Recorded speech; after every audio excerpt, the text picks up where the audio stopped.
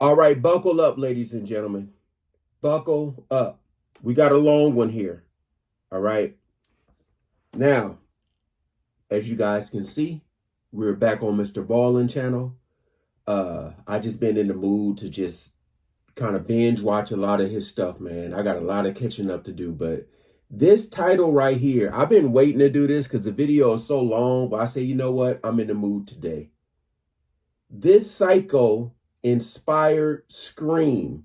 If you're not sure what Scream is, the movie, you know, the movie with the mask. Mature audiences only. Now, a couple of things. I'm going to try not to pause this video a lot unless I really need to. But I'm, because a lot of questions I've been having lately on Mr. Ballin, he's been answering them in the videos. I just got to give him some time to get there. Also, if you notice in the comment section that my name, Jamel, aka Jamal, does not have a check mark next to it, it is not me. I'm not that Telegram person. Even on my second channel, it is not me. So for all y'all who are getting scammed out there, listen, I gave so many warnings. I made so many videos. It's up to y'all now to pay attention. I don't be in the comments like that, trying to do stuff like that. All right? I don't. Now, make sure you guys are subscribed to Mr. Ballin, the Flannel King himself. Also, check out his merch. He got flannels. He got hats. The brother got it all, all right? We do too. Shout out to all the good humans. All right, so we got to get this started, man. 48 minutes, y'all. We ain't gonna waste no more time. Let's jump right into it. Today's story is about the real-life string of murders in the 1990s that inspired the very famous horror movie Scream. As such, today's video is going to be graphic and distressing, so viewer discretion is advised. But before we get into today's story, if you're a fan of the strange, dark, and mysterious delivered in story format, then you've come to the right place because that's all we do, and we upload 1 or 2 times every week. So if that's of interest to you, please hide outside of the like button's house while they are watching Game 7 of the World Series, and anytime the game starts to get good, change the channel with your universal remote. Also, please subscribe to our channel and turn on all notifications so you don't miss any of our weekly uploads. All right, let's get into today's story. Hey, in the 1990s, those were some of the roughest years in my life. So, this stuff, I mean, you had the Rodney rights.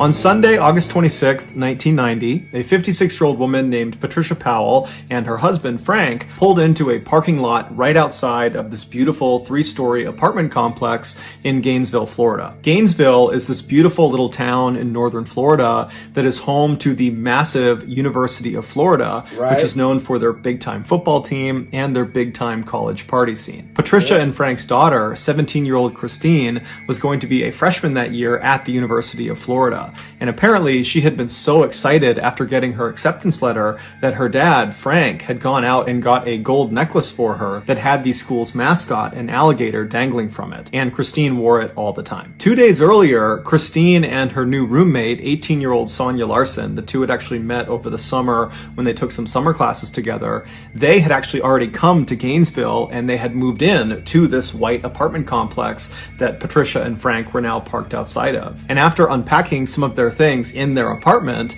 Christine and Sonia had left and gone into town and grabbed a bite to eat at a local restaurant. And then afterwards, Christine had used a payphone to call back home and tell her parents how well it was going and how much she already enjoyed her roommate and how excited she was for the year. And she told Patricia and Frank that she would call them the following day.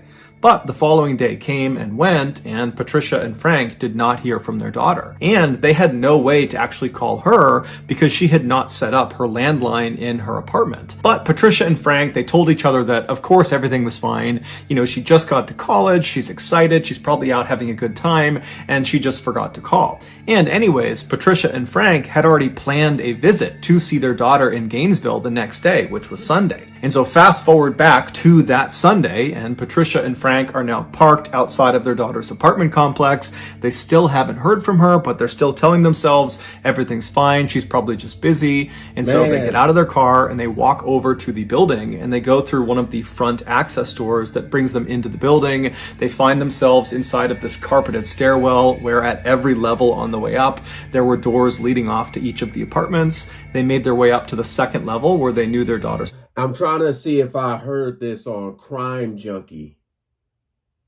You know, it's tough, like if your daughter lives with you and she don't really go nowhere, then she goes to college and you're not used to her not calling because she was always home. So, yeah, try not to pause so much, man.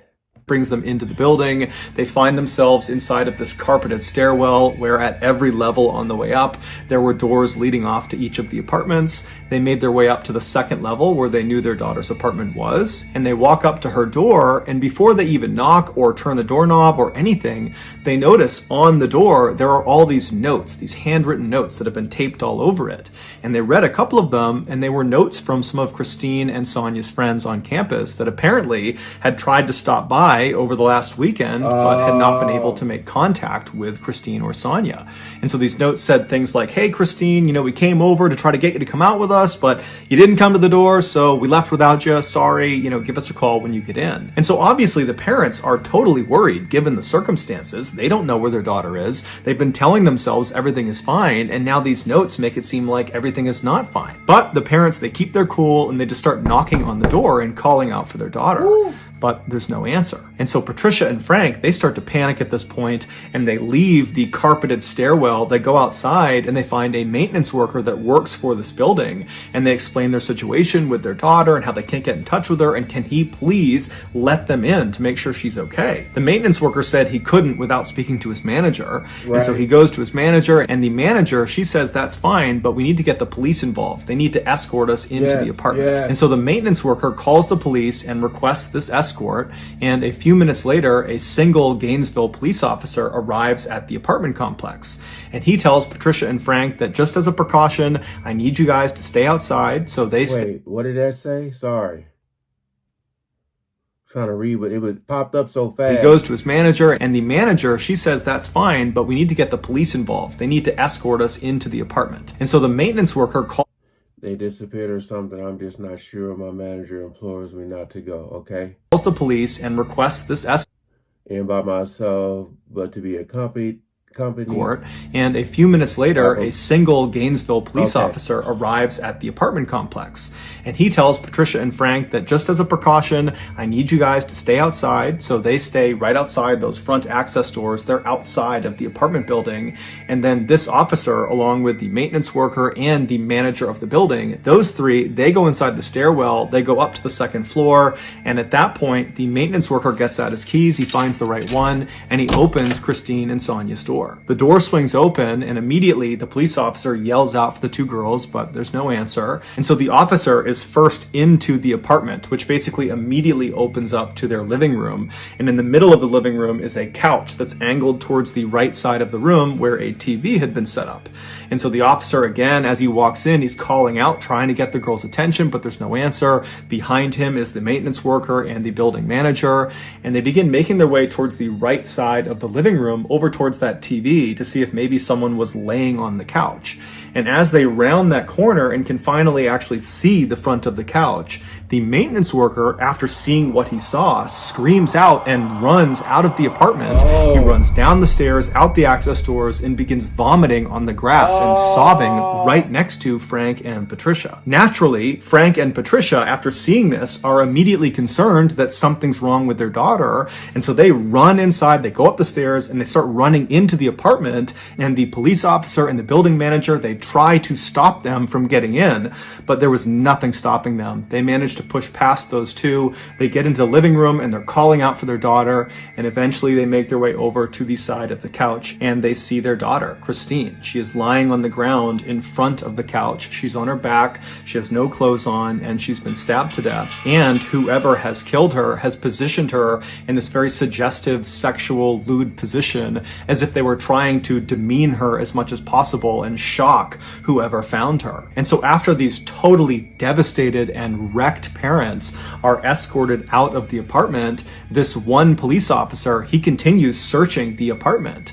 And so he searches the rest of the first floor. There's no sign of Sonia. He goes upstairs and he finds Sonia. She's laying on her bed. She also has no clothes on. She's been stabbed to death, and she's positioned on the side of the bed in a sort of suggestive lewd position, much like Christine downstairs. It would later be determined that Christine had been sexually assaulted, but Sonia had not been. The officer at this point leaves the apartment. He goes outside. He walks past the grieving parents who are being consoled by the building manager and the maintenance worker, and the officer goes over to his car and he uses his radio to call in for backup. A forensics team comes out to the apartment and they begin processing the scene, and right away they discover on the outside of the door frame of the door leading into the apartment there were markings on the edge that looked like someone had used a screwdriver or some similar instrument to pop open the door. They also found there was a towel and some soap that was lying on the ground near Christine's body and near the couch that had apparently been used to both clean Christine's body and also clean some other parts of the apartment, and so they believe this was done to try to intentionally destroy evidence, suggesting the killer or killers were somewhat sophisticated. They also discovered there was some residue on Christine's wrists that indicated at some point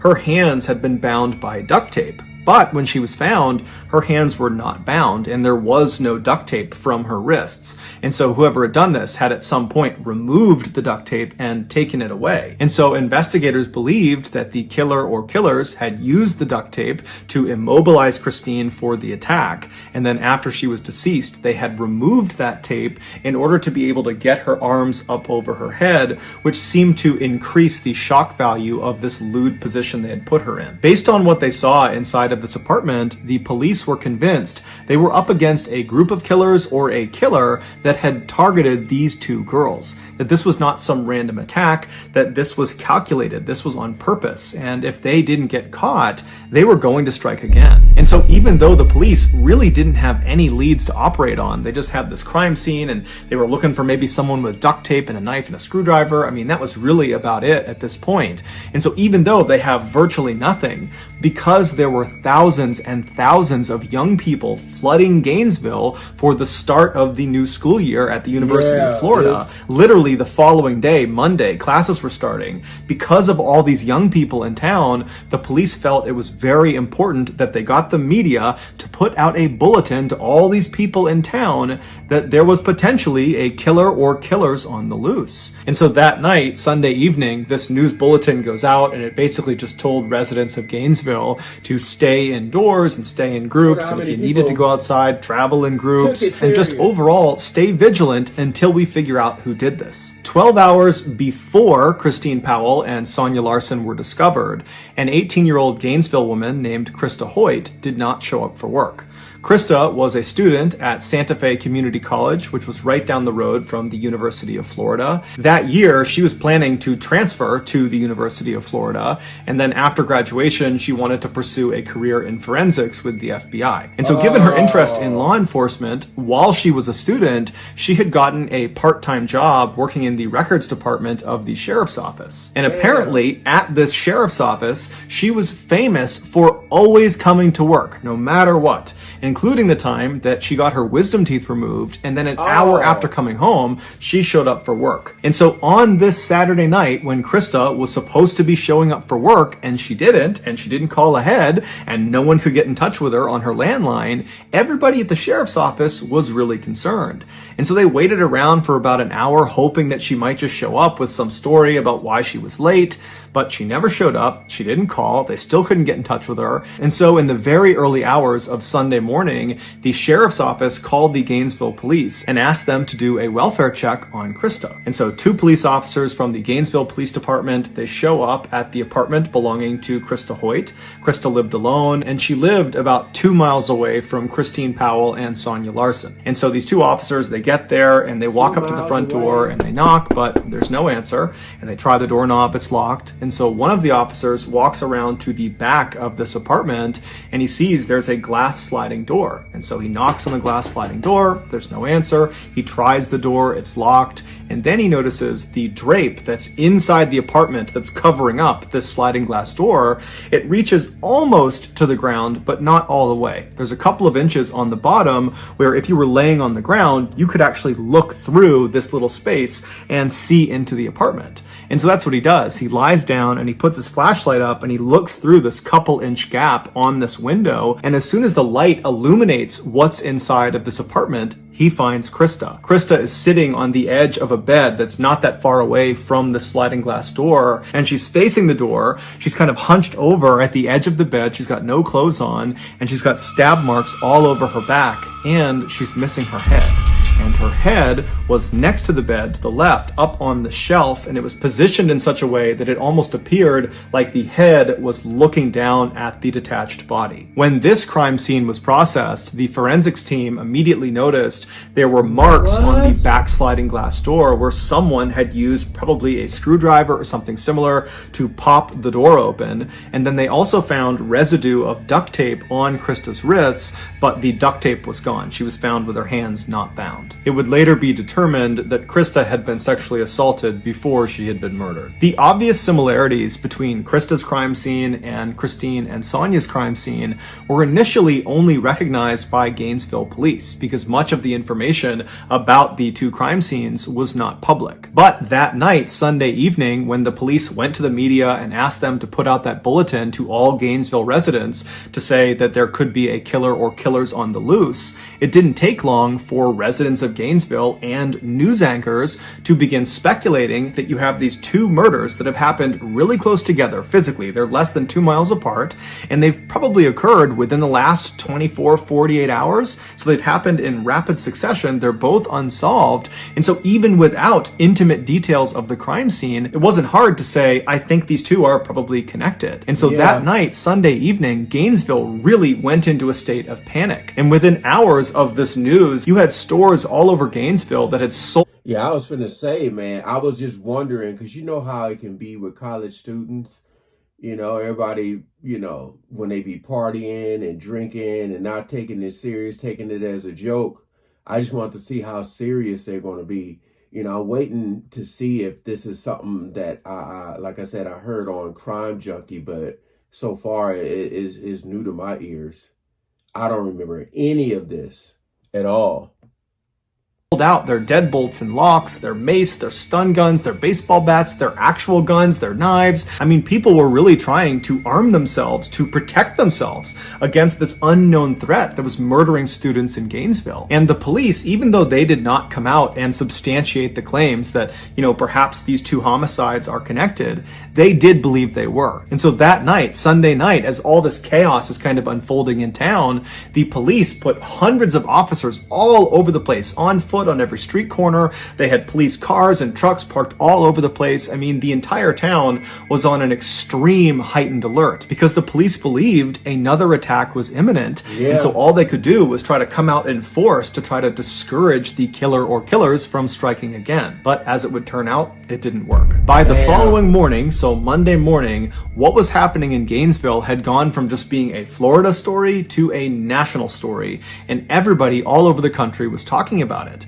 And one woman named Lisa Byers, who was in her 20s, she did not live in Gainesville, but she had a very close friend who did. She was 23-year-old Tracy Paulus. Tracy had taken some years off from college, but that year had decided to go back and give it another go. And so she was enrolled at the University of Florida. And so Lisa called Tracy and said, hey, you know, I'm watching the news. This is crazy what's happening in your town. How are you holding up? And Tracy would tell her that, you know, I'm just as concerned as everybody else. It's terrifying to think there are killer or killers on the loose, but I think I'm okay because I have my roommate. Tracy's roommate was 23-year-old Manny Taboda, who was this big, strong, former football player who was very close with Tracy. The two had never dated, but they had been very good friends for a number of years. And he too had taken some time off of school and had agreed to go back because Tracy had convinced him, come back, get your degree with me, and we'll live together. And so when the news broke about these killings happening in their town, Manny had told Tracy that he would protect her, that nothing would happen to her. And so when Lisa heard this from Tracy, that she thought that she was okay because she has Manny and, he'll look after her, and they were not planning to really leave the apartment much besides classes, Lisa was reassured, but she was still worried. And so she told Tracy, please give me a call this evening after you come back from classes just to let me know that everything is okay. And so Tracy said she would, and then they hung up. And then that evening, Tracy did not call Lisa back. And so Lisa tried calling Tracy, but no one picked up. And so that night, Lisa went to bed. She was very worried, but she went to sleep. And then early the next morning, which was Tuesday morning, she tried calling Tracy again, but there was no answer. And so Lisa reached out to a mutual friend of theirs that lived in the same apartment complex in Gainesville. His name was Tommy. And so she asked Tommy, can you please go over to Tracy's apartment and make sure she and Manny are okay? And so Tommy said, no problem. I'll give you a call from Tracy's landline once I talk to her. And so about 5 minutes later, Tracy got a call. She picked it up, and it was Tommy calling from Tracy's landline, and he was just screaming. When the police arrived at Tracy's apartment, they found Tracy in her bedroom, and like the other victims, she had no clothes on. She was positioned on the side of the bed in a very suggestive, lewd position. She had been stabbed to death, and it would turn out she had been sexually assaulted. And then down the hall from Tracy, they found Manny. He was in his bed, and he too had been stabbed to death, except he had his clothes on, and he was not positioned in a suggestive position. He had kind of died wherever he was, and that was the position they found him in. The forensics team, when they processed the scene, they found markings on the outside of the back sliding door where it looked like someone had used a screwdriver to pop open the door, and then on Tracy's wrists, they found that residue from duct tape, but there was no duct tape. It had been removed. At this point, to the police, it was undeniable that they were up against a serial killer or killers. And when the news broke that there was now a fourth and fifth victim, and they were both college students, and one of them was now this big strapping man that apparently was taken down just as easily as these other four petite women, this threw Gainesville into an absolute state of pandemonium. Suddenly, it felt like no one could protect them. The people in Gainesville, they were fair game. It didn't matter that police were out in force in the streets, and you had people walking around with guns and baseball bats and mace, and you had people locking their doors and sleeping in groups. It was like no measures were actually stopping these killings from happening. Whoever was doing it was killing with impunity. And so that day, Tuesday, you had hundreds and hundreds of students from the University of Florida just leaving the school who just didn't come back. And as for the police, they called in the FBI and the National Guard. And so by that night, Tuesday night, there were literally hundreds of officers and state police officers all over the place. There were helicopters overhead, both police helicopters and news helicopters with spotlights. They had National Guard military-style trucks all over the place. And so Gainesville was really at the highest alert you could possibly be on.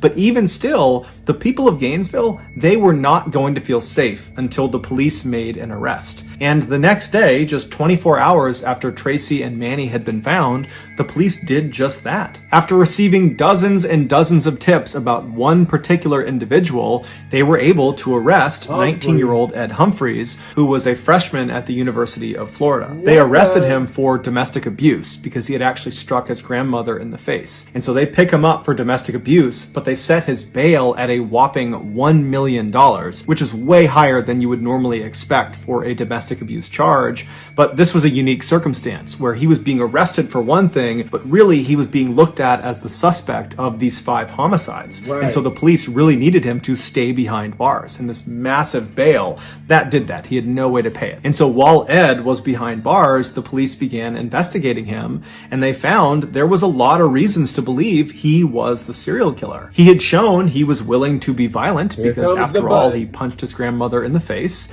and people that knew him said he was totally mentally unstable and that he hated women and that he would walk around with a knife on his belt basically all the time. And at night, he was known to walk around the forests of Gainesville. There were these very thick forests that kind of butted up against the University of Florida. and he would walk through the forest at night, which put him very close to the different apartment buildings where all the victims were found. And on top of all that, Ed Humphreys just looked like what you would imagine a serial killer would look like. He had all these deep scars all over his face, and his eyes looked totally hollow, like he was permanently on drugs, and he was seen smiling at the cameras when he was led in and out of the courtroom. And to make him even more suspicious, as soon as he was arrested, the attack stopped. There were no more slayings in Gainesville. And so naturally, the country believed Ed was the guy. Basically, everyone thought Ed was the guy. But it came back that his blood type was type A, and the killer or killer's blood type, the blood that had... I was finna say, it's too much time left in this video for it to be him. I'm just shocked at myself that I heard nothing about this. But like I said, in the 90s was a really, really rough time in my life. So, dang. Found at the various crime scenes was type B. Now, this did not clear Ed of guilt because people believed there was a chance that, he could have been involved in some way. Perhaps he had an accomplice or multiple accomplices. But when this news broke, pretty much everybody was back on edge because clearly there's at least one or more killers that are still on the loose. Shortly after this blood type discrepancy presented itself, the FBI approached the Gainesville police and said, hey, why don't you use our VCAP program? VCAP stands for Violent Crime Apprehension Program. And what it was this computer program where it allowed investigators to input details of their crime they were investigating. And when they submitted it, it would be compared against this huge database of other crimes in the country. And if there were any similarities with any other crime, those similar crimes would get popped on screen. And so when the Gainesville police input the information from these 5 student slayings in Gainesville, the computer program spit out a single match. It was from an unsolved triple homicide in 1989 in Shreveport, Louisiana, which is a town located about 800 miles to the northwest of Gainesville. Shreveport, back in the late 1980s, was considered so safe by its residents that many of them didn't lock their front. That's where my grandfather is from. Rest in peace. And if you guys are familiar with track and field, the Women's USA team, Gail Devers, that's my cousin. That's where all her family is from. Gail Devers for USA. Look her up. Track and field. So many gold medals. And they would leave their car keys just sitting on their front dash. But in 1989, that would all change. On Friday, November 3rd of that year, 8-year-old Sean Grissom was dropped off at his grandfather's house in Shreveport. He was there to celebrate his 8th birthday. And so his grandfather was this 56-year-old man named Tom who was divorced, and he was getting ready to retire soon, and he was also trying to spend more time with his grandson. And so he was very excited about having Sean over. Also staying at this house with Sean and his grandfather was Sean's aunt, 24-year-old Julie Grissom, who was a college student. She was attending Louisiana State University in Shreveport. When Sean was dropped off by his mother at his grandfather's house, the grandfather, Tom, yelled out to the boy's mother and said, I'll have him back by Monday. I'll drop him off, see you later. And so Sean's mother, she leaves, and that day and the following day, she doesn't hear from Sean's grandfather or from Julie. And so come Sunday night, she tries calling them to, see what's going on. She knows they're having a great time and doesn't really want to interrupt them, but she also hasn't heard from them. But they don't pick up. She convinces herself that everything is just fine, that I'm sure there's an explanation, and so she ends up going to bed. And so the next morning, Monday morning, when Sean is supposed to be dropped off early enough that she can take him to school, when he doesn't show up, the mother calls the grandfather back and tries to get in touch and figure out what's going on, but she can't get in touch with him. And so she's telling herself that, okay, well, his grandfather must have just dropped him off at school. And so the mother calls Sean's school, and the school says, no, we have not seen Sean today, and we haven't heard from him, so we don't know what's going on. And so now Sean's mother is terrified. She calls the police, and the police actually get in touch with the neighbor of Tom Grissom, and they ask this neighbor, hey, can you go next door and just make sure Tom and Sean and Julie are okay? And so this neighbor says, no problem. They leave their house, and immediately they notice, as they're looking at Tom's house, that the 2 cars in the driveway had not left since Friday. It was just something the neighbor noticed. noticed. And then they also noticed that there were two newspapers at the end of the driveway. It was the Monday and Sunday paper. And they knew Tom always read the newspaper. And so the idea that he would just leave them sitting at the end of the driveway, that didn't really add up. And so the neighbor walks around to the front door and they notice there are lights on inside, and they knock on the front door, but there's no answer. They try the front door, but it's locked. And so they end up going around to the very back of the house, and they're able to get into the house through the garage. And then through the garage, they open another door that leads into the main part of the house. And this neighbor, they immediately see on the ground towards the back door near the kitchen is Tom. He's laying on the ground and he's obviously deceased. And so this neighbor, they run out, they call the police. The police come back over. They go inside the house, and sure enough, they find Tom Grissom has been stabbed to death. He's laying on the ground near the back door. They find Sean Grissom, the 8-year-old. He's slouched over on the couch in front of the TV, and he's been stabbed to death as well. And then upstairs, they found 24-year-old Julie, the aunt, and she was positioned on the edge of the bed in this very suggestive way. She had no clothes on, and she had been stabbed to death. And it would later be determined she had also been sexually assaulted before she was killed. And they also discovered there's vinegar on her body, as if whoever's done this has attempted to clean her with vinegar. There was no sign of a robbery in the house or ransacking in the house. There was no sign of forced entry. Overall, the investigators said this was a very neat crime scene, as if whoever did this had done this with great intentionality. And so after kind of going through the crime scene, the police really didn't have any leads to go off of. And so this crime went unsolved. And so as these Gainesville police are looking at this report in this VCAP computer system, and they're reading about this unsolved triple homicide, all they can think about is how unbelievably similar the crime scene was to all the crime scenes of the student slayings. Specifically, that Julie had been arranged in this kind of suggestive pose like the other female victims in Gainesville. And on top of that, it was determined that the blood type of the killer in Shreveport was type B, same as the killer or killers in Gainesville. So there was a match in the blood type. Somehow, after this discovery through this VCAP program, the media found out about this Shreveport unsolved triple homicide and how apparently it was incredibly similar to all these slayings that have taken place in Gainesville. And so before long, that was all every news network all over the United States was talking about. And at first, the police in Gainesville and anybody involved in this investigation was very upset about this because one, they probably had a leak that someone was giving information to the press, but two, the press was kind of jeopardizing their investigation because by having these details leaked, the killer or killers could potentially benefit from kind of knowing what the police were thinking about and what they were up to. But as it would turn out, this particular leak would prove to be quite fruitful. Shortly after this news about the Shreveport killing and the student slayings was all over the news, this woman named Cindy, who lived in Shreveport, she called the police after watching all the news like everybody else and told the police they really ought to look at this guy, Danny Rawling. Danny Rawling was this 37-year-old drifter who was in... Man, look at this guy. Look like a lawyer, a car salesman, just your average, everyday guy.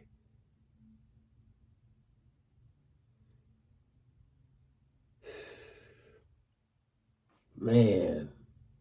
In Shreveport at the time of the Grissom family murders in 1989, and apparently after those murders, he had told Cindy's husband that he, quote, had a problem, and his problem was he liked stabbing people. And Danny literally always walked around with a huge knife on his waist. What? He seemed totally mentally unstable. And so this claim that he liked stabbing people, Cindy and her husband took literally and basically told him to stay away from them. And so in one of their last conversations with Danny, Danny actually told Cindy that he planned to leave Shreveport and go someplace where there's lots of beautiful young women that he can just stare at all day long. When police asked Cindy, do you think he's capable of killing all 8 of these people? She said, oh yeah. And so the police turned their attention to Danny and began researching his background, and they discovered he was raised in a very abusive household. Specifically, his father really couldn't stand him. They had a really bad relationship. And then when Danny got old enough, he joined the Air Force,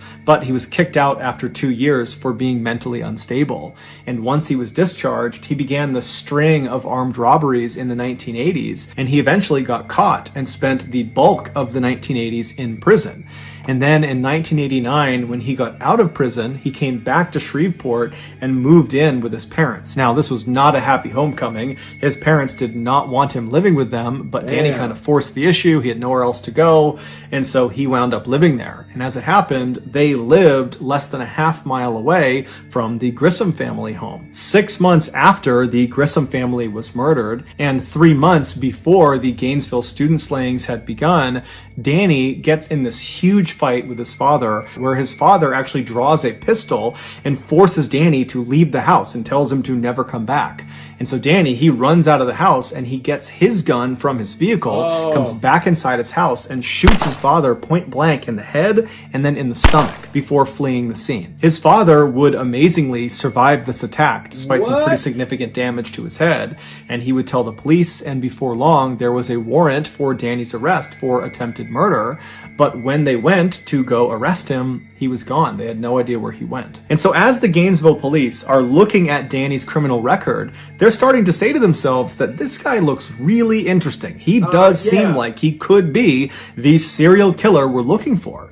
And so as they continue to dig deeper and deeper, one of the Gainesville police officers suddenly thinks of something. There was this unsolved armed robbery of this bank in Gainesville that happened the same week where all 5 of the students had been killed. A lone masked gunman walked into this bank in broad daylight and demanded money from the teller, and the teller, who thought on their feet, gave him the cash, but it was the type that was booby-trapped with dye packets, meaning if this robber tried to tamper with the money at all, it would detonate, sending dye all over them and kind of making it obvious that this money had been stolen. But the robber doesn't see this. He takes the bag of cash, he leaves the bank and manages to flee and go into the forest before the police show up.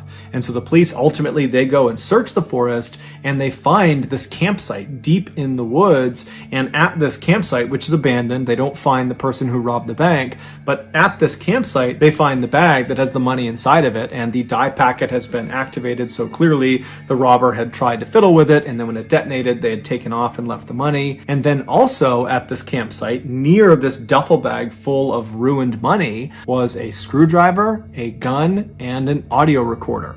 Now, at the time, the police that were seeing this, they were part of this huge effort in Gainesville to stop any more attacks on students and catch the killer or killers. That was all they were thinking about. And so when they didn't immediately catch this robber, they kind of said, you know what? This is a lower priority item than what we're dealing with this loose serial killer or killers.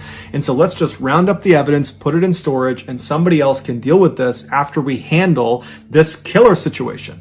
And so no one listened to the audio recording. They just put it in evidence. They grabbed everything else, put it in evidence, and they threw it in the storage room. And so now this Gainesville police officer that's just remembered this unsolved armed robbery, he says to the group that's investigating Danny, he says, hey, since Danny has a penchant for armed robbery, clearly he has a rap sheet full of armed robberies, maybe if he was the serial killer and he killed all these students, that would have meant he was in Gainesville, and so maybe he committed this armed robbery. And so we should go look at the evidence and listen to that tape. And so the officers, they practically run to the storage locker. They get the evidence from this unsolved armed robbery. They come back and they hit play on this audio recorder. And what they hear is unbelievable. They hear on this recording a man singing a song. It's clearly a song he wrote, and he's singing about being a, quote, mystery killer.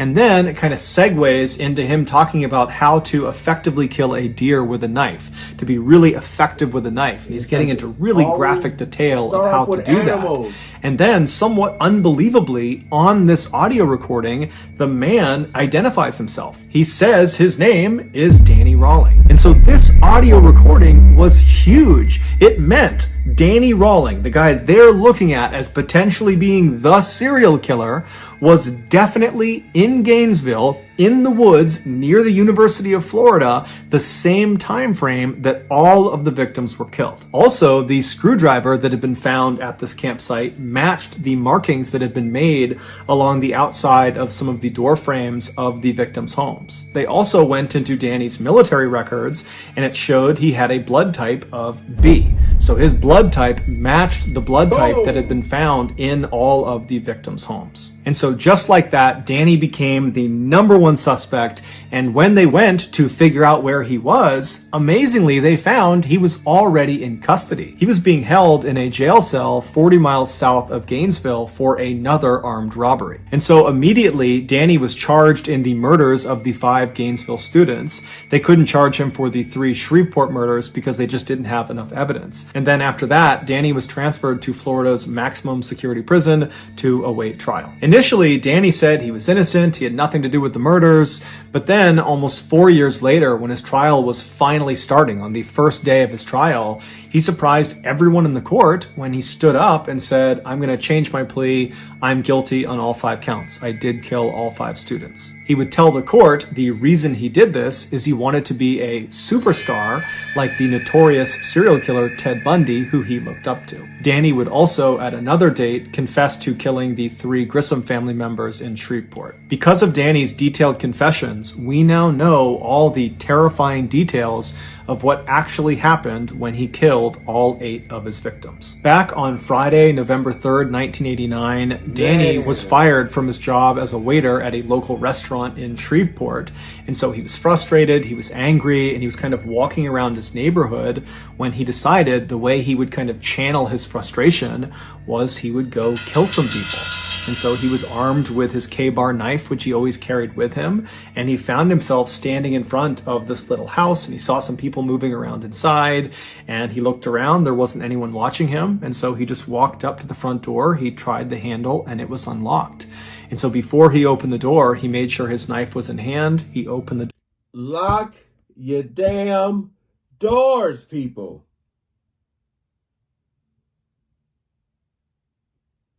Damn.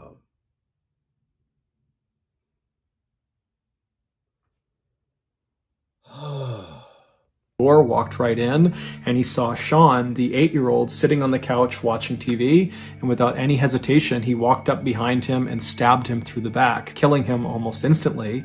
And then Danny walked into the kitchen where he found Tom, the grandfather, who was making steaks out on the back grill. And so he was going back and forth between the kitchen and the grill, kind of getting ready for dinner. And at some point, when Tom came back into the house and was holding steaks in his hand, Danny leapt out and stabbed him. And even though Tom put up a fight, he was very quickly subdued as well.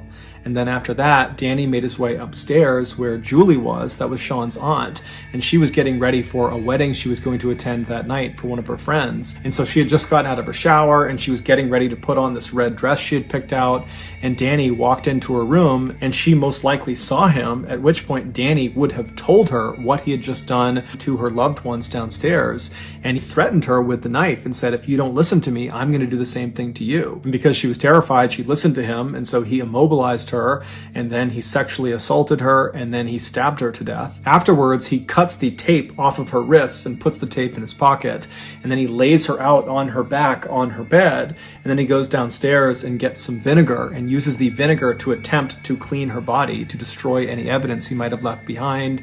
And then after cleaning her, he kind of puts her in that lewd, suggestive pose with her hands up over her head and her legs spread, and then he leaves. 6 months later, in August of 1990, after Danny has shot his father and is on the run from the law, he finds himself in Gainesville, Florida, and he sets up this little camp just behind the University of Florida in this thick forest. And then on Friday, August 23rd, as he's sitting out at his campsite, he gets this sudden urge to go kill again.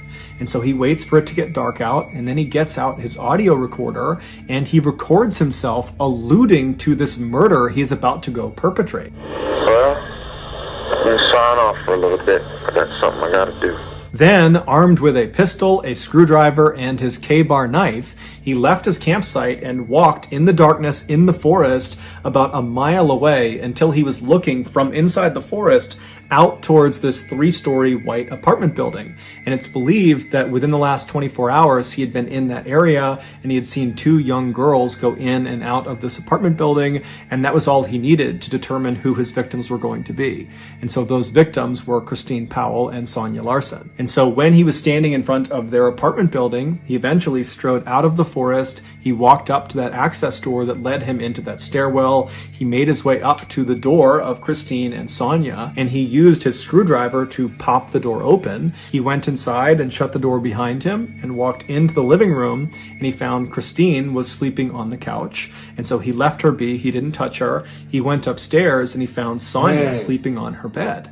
And so as he's standing there, realizing that he has these two girls, he needs to make a decision about which one he's going to kill first and which one he's going to sexually assault.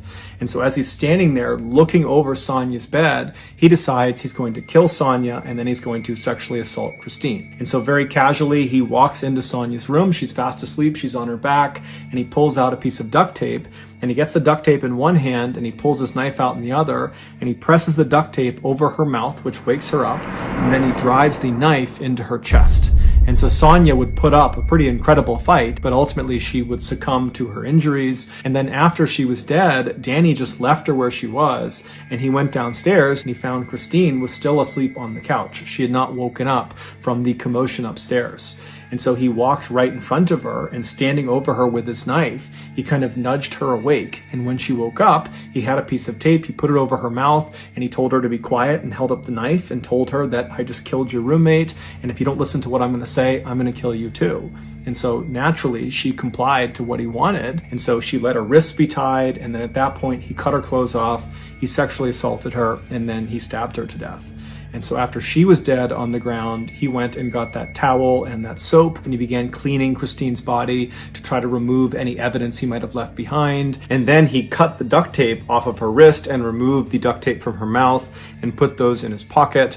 And then he positioned her in that kind of lewd, suggestive position that she was found in. And then Danny went back upstairs and cut the clothes off of Sonia and then positioned her on the side of the bed in a suggestive position as well. And then Danny leaves the apartment. So he goes back into the woods. He walks in the wood line back to his campsite. But when he got there, he was just too jacked up. He was too excited from what he had just done that he just couldn't control himself. All he wanted to do was go out and kill again.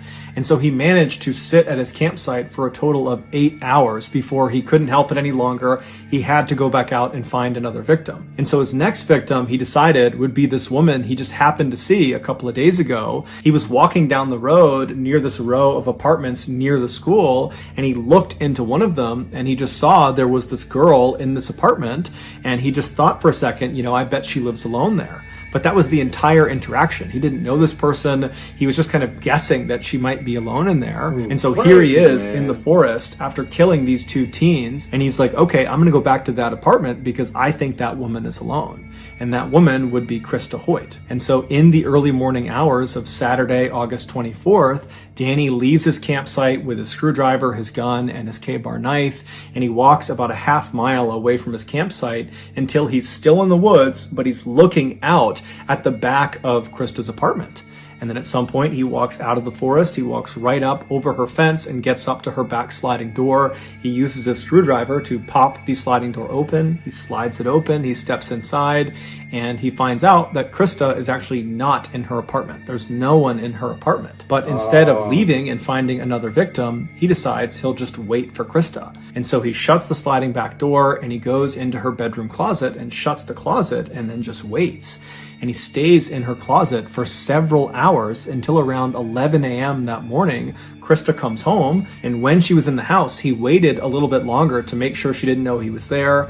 And then at some point, he kind of slipped out of the closet, snuck up behind her, and put her in a chokehold. Now, at first, Krista tried to fight back, but eventually she realized she could not overpower whoever this was. And at that point, she said, okay, what do you want? And Danny would tell her, you got to listen to me or I'm going to kill you. And he showed her the knife. And so Krista said, okay. And she put her wrists out. He taped her wrists with duct tape.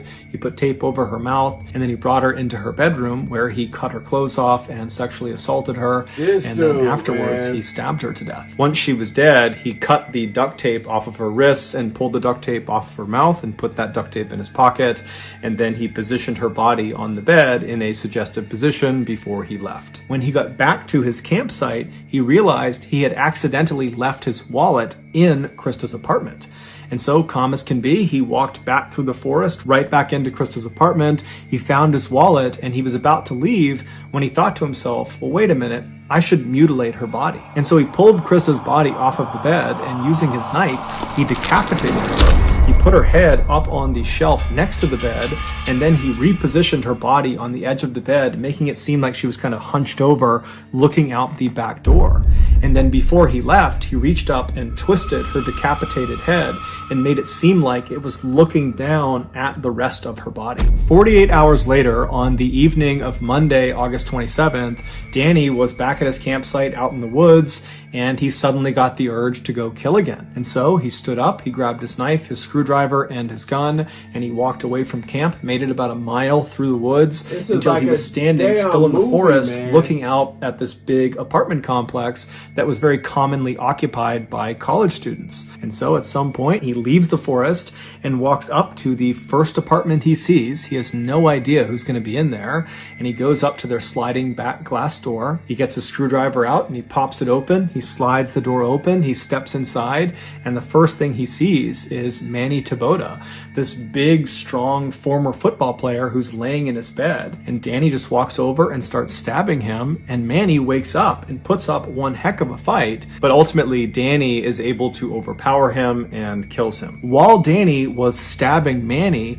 the other resident inside of this apartment, 23-year-old Tracy Paulus, she was in the shower, and so she gets out of the shower and she hears all this commotion down the hall, and so she steps into the hall and she looks into Manny's room and she sees Danny on top of him stabbing him. And so Danny looks back, he sees Tracy, Tracy screams, she runs down the hall into her bedroom, she slams the door behind her, she locks it, and then she leans up against the door to try to keep it shut. Meanwhile, Danny just continues to stab Manny until Manny is dead.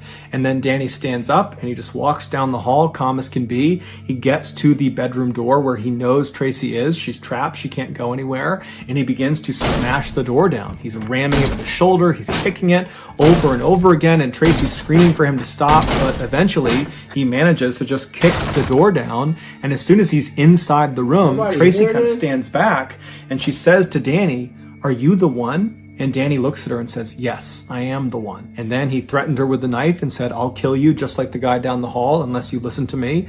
And so Tracy listened. She got her wrists bound and her face bound. And then Danny cut the clothes off of her and then sexually assaulted her.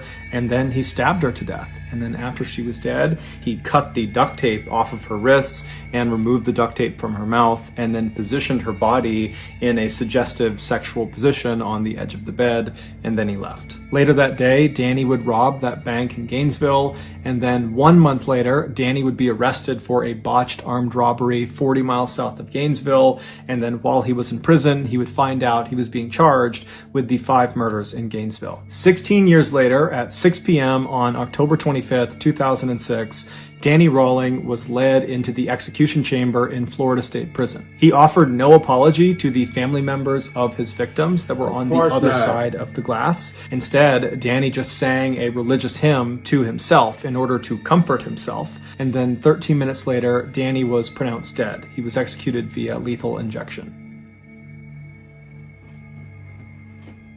So that's going to do it, guys. If you got something out of today's episode, Dude, that was... Because of the length of the story, it really felt like a movie. And how, this title said, "This psycho-inspired scream," man. This is Mr. Ball, and this is one of his most viewed videos, man.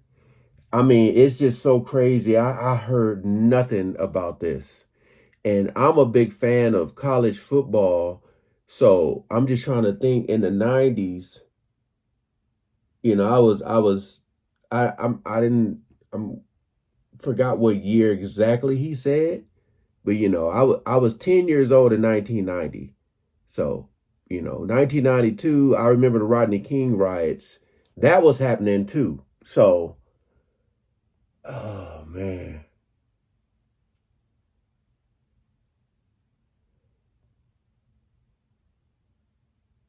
Like, this dude's brain was just this, like what he did to the 8-year-old kid. I mean, what he did to everybody, but like the way your brain has to be, man, to do that to an 8-year-old. Like, golly, dude.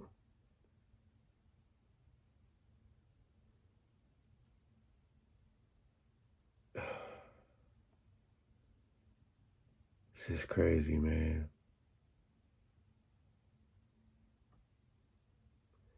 I'm just looking at some comments here.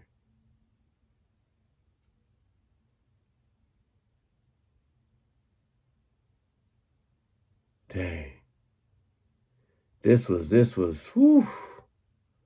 The way he went into detail of telling this story, though, man.